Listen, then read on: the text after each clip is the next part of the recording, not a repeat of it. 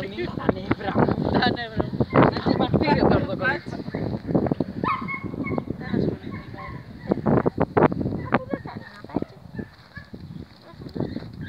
Εντάξει παιδιά, είμαστε εντάξει, αρκετά.